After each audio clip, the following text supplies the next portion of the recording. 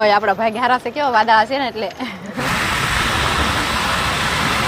આ બધા ખટેરા વાળા મને જોતા જાય છે કા જય માતાજી જય શ્રી કૃષ્ણ બધાને કેમ છો બધા મજામાં તો મજામાં થશો ને અમે મજામાં છીએ અમારા નવા વિડીયોમાં તમારું હાર્દિક સ્વાગત છે અને આપણે તૈયાર થઈને નીકળી ગયા છો કેમ કે જવાનું છે આજ આપણે ફરવા અને કેમ કે ફરવા જઈએ તો ગાડીમાં પેટ્રોલ તો જોઈએ જ એટલે આપણે જો પેટ્રોલ પૂરા ઉભા રહી ગયા અને આ બાજુ પાણી ભરાઈ ગયા ને પાણી પણ પીવાનું છે કેમ કે અત્યારે ગરમી વધારે થાય છે એટલે મસ્ત ફ્રીજનું જ પાણી છે તો આપણે પી લઈએ ફ્રીજનું પાણી આપણે જવાનું છે અહીંથી ભોળાદ ભાલ નહીં હા ભોળાદ ભાલ તો દર્શન કરવા જઈએ છીએ આપણે તો આ બીજી વખત જઈએ છીએ થોડુંક આઘું તો છે પણ આ તડકાને લીધે થોડાક વાદળા છે એટલે થોડીક તો મજા આવશે હા દૂર જમણ થઈ ગઈ હે હજી તો આપણે ભાવનગર પહોંચ્યા તો જો આપણે પલ્લી ગયા કારણ કે તડકો થોડોક થઈ ગયો છે અને સેજુને જો પાણી પીવું છે તો આપણે અહીંયા પેટ્રોલ પુરાઈ દીધું છે અને અહીંયા પાણી પી લે એટલે આપણે એક વોલ્ટર પહેલો ત્યાં વોલ્ટર કરી નાખ્યો છે અને વિડીયો આપણે અહીંયાથી સ્ટાર્ટ કર્યો છે આપણે હજી તો આપણે કઈ હાલા નથી જાજુ કઈ ભાવનગર પહોંચ્યા આ ભાવનગર પહોંચ્યા છે તો અડધું છે નહીં અડધા ઉપર છે હજી તો હારું હાલો હું તો પાણી પી લઉં અડધું છે ને હારે હથવારો હતો એટલે આપણે આવી ગયા છે રશ્મિનભાઈ ઘણી જગ્યાએ આપણે જઈએ ત્યારે રશ્મિનભાઈ તો હારે તો કેમ કે હારે બે બ્લોગર થઈ ગયા છે એટલે જો એ પણ આપણી વાટે ઉભા રહી ગયા છે કેમ કે એને પણ પેટ્રોલ નખાવાનું હતું ગાડીમાં ત્યારે હાલો આપણે એને પાસે જઈએ હારો નહીં હા અશ્વિનભાઈ જો આપણે અહીંયા પેટ્રોલ પૂરા વહી આવ્યો એનો ફોન આવ્યો તો મેં આ જગ્યાએ સેવી આ જગ્યાએ આપણે ભેગા થઈ ગયા છીએ જઈએ આપણે અશ્વિનભાઈ પાસે હા હા હવે જઈએ હો અશ્વિનભાઈ સારું ને સારું હો અમારે હું આયુષભાઈ અમારે સારું હો અહીંયા આવીને આપણે ભેગા થઈ ગયા છે ને આપણે વ્લોગ પણ અહીંથી સ્ટાર્ટ કરી દીધો છે કેમ કે વ્લોગર આજ તો ભેગા થઈ ગયા એટલે એને પણ વ્લોગ શૂટ કરવાનો હોય આપણે પણ શૂટ કરવાનો હોય એટલે એને પણ ઉતારી વાળો ને આપણે શરૂ કરી દીધો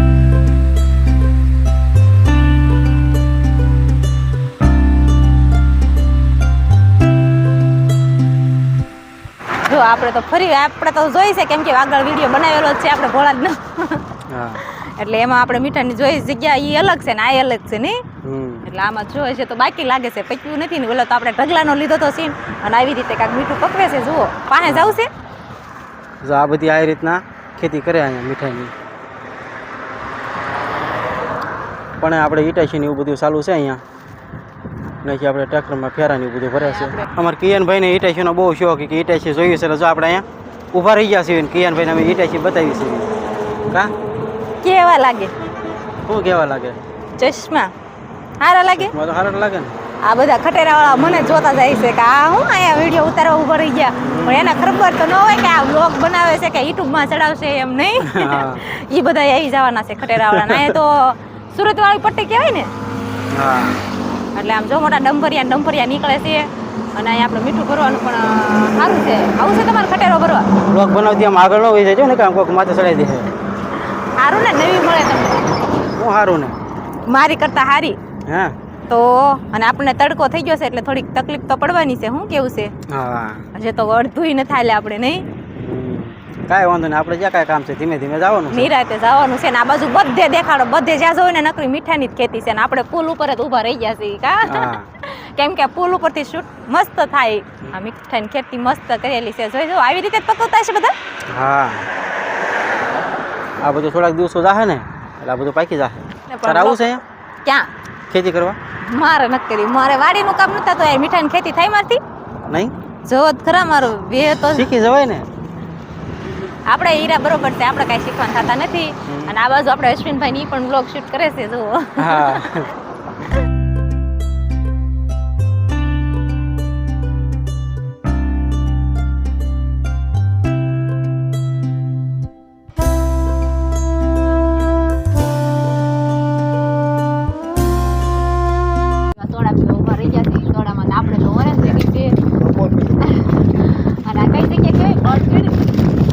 અશ્વિનભાઈ પાસે સોડા બતાવે છે આપણે તો ખાલી સોડા પીવાની એન્જોય કરવાનું હોય આપણે લાગી એટલે આપણે જીરા સોડા લઈ લીધી છે બધાએ જીરા લઈ લીધી છે પાછળ આ બેન નહીં પીવે છે બેન જ ખૂટવાડી દીધી છે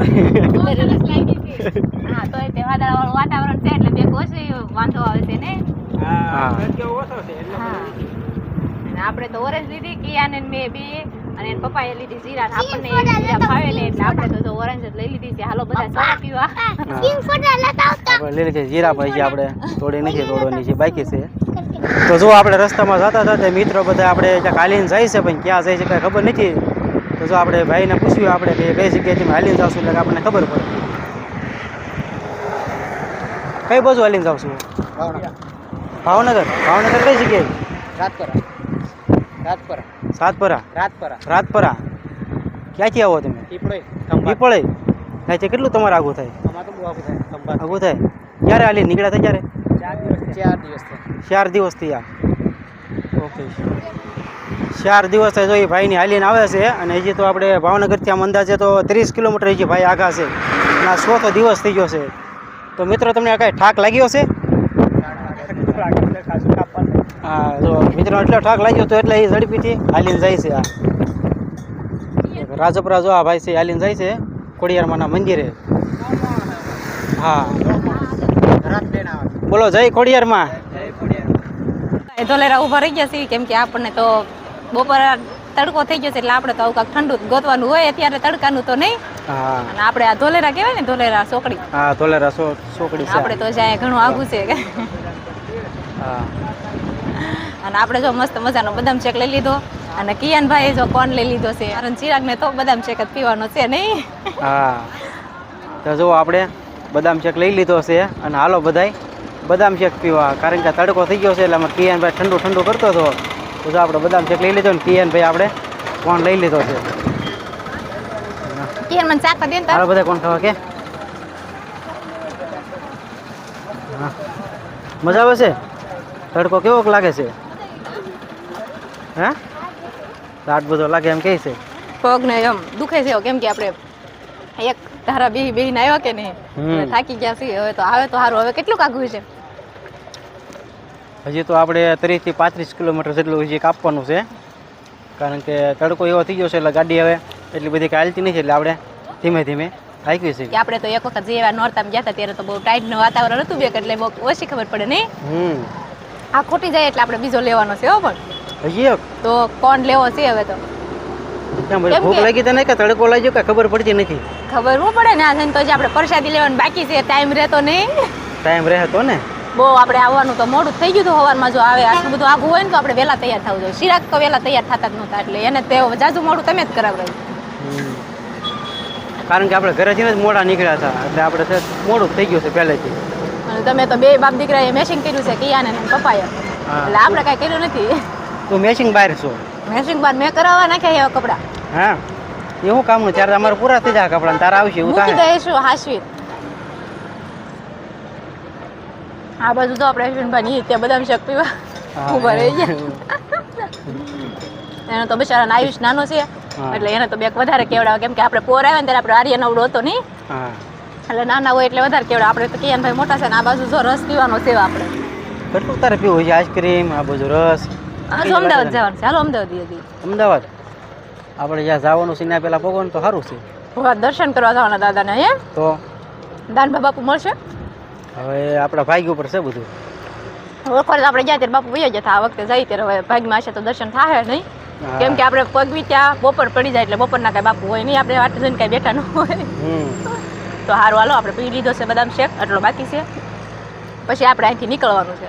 હા, કાંઈ નહીં, સારું હાલો જોઈએ આપણે બદામ શેક આપણે પી લેવી. પીને પછી આપણે હવે નીકળવાનું છે. તો આપણે તો જો ફરી પાછા ઊભા રહી ગયા છે કેમ કે બહુ આઘું પડી ગયું છે આપણને તો.